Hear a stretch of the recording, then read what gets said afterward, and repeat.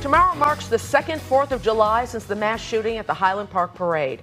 The ongoing search for accountability extends beyond the shooter. The family of one victim killed has filed a lawsuit against the manufacturer of the gun used in that attack. And WGN's Mike Lowe has our story.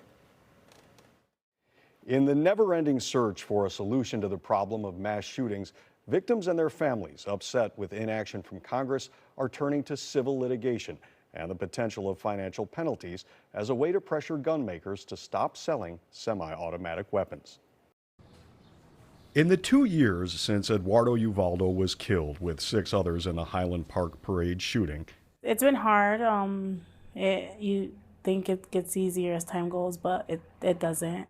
Karina Mendez has missed her father's presence. Just the light of our day, and he was our glue that held us together. In her grief, she says something else has been missing: accountability for her father's death. We want to hold Smith & Wesson accountable for this. Alleged shooter Robert Crimo III awaits trial on 21 counts of first-degree murder. Crimo's father pleaded guilty to helping his son apply for a firearm owner's ID card. He served only half of his 60-day sentence for the misdemeanors. Do you have anything to say to the victim's family? Paul. At this time. Meantime, Eduardo Uvaldo's family is pointing to what they see as the entity most responsible: the company that made and marketed the semi-automatic rifle, Smith & Wesson. We want them to be held accountable because they promote these guns to these young adults and make it seem like, you know, that they're cool. Crimo is accused of lying in wait atop a roof along the route of the 2022 Highland Park Independence Day Parade,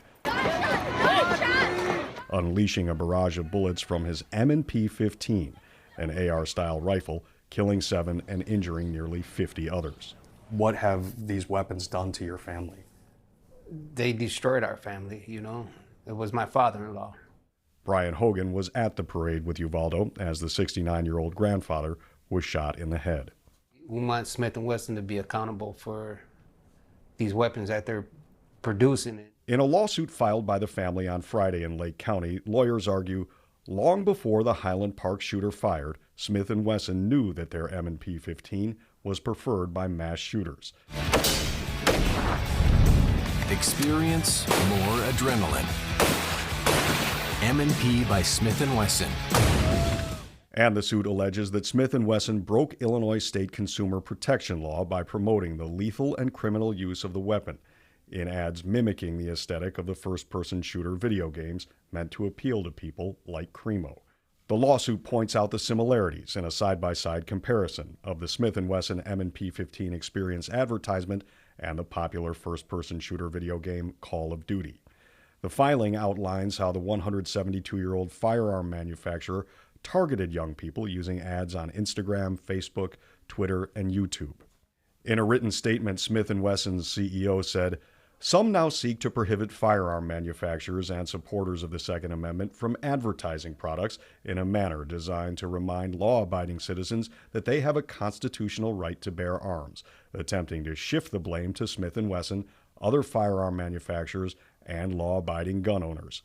We will never back down in our defense of the Second Amendment." But victims say that argument puts firearms ahead of families. He was the best. He was perfect. Sophia Mendez is one of Uvaldo's 16 grandchildren. She wrote a poem to remember him this 4th of July. In the tragedy's wake, tears never dried. Each year, July 4th, a somber display, remembrance of loss in every way. Families of other victims of the Highland Park shooting are also suing Smith & Wesson. A federal law protects gun manufacturers from being held liable for mass shootings. But these suits allege the violation of state consumer protection laws. The legal strategy has already been successful. The families of those killed in the Sandy Hook shooting sued gunmaker Remington, which settled the case by paying $73 million to the families of 9 of the victims. There's nothing in this world that's going to bring my dad back. And we want to try to somehow avoid other families to live this pain that we've endured for the past 2 years since we lost our dad. The Ubaldo family plans to attend a memorial for the shooting victims this 4th of July and then to celebrate the holiday just as Eduardo Ubaldo wanted them to, as a family.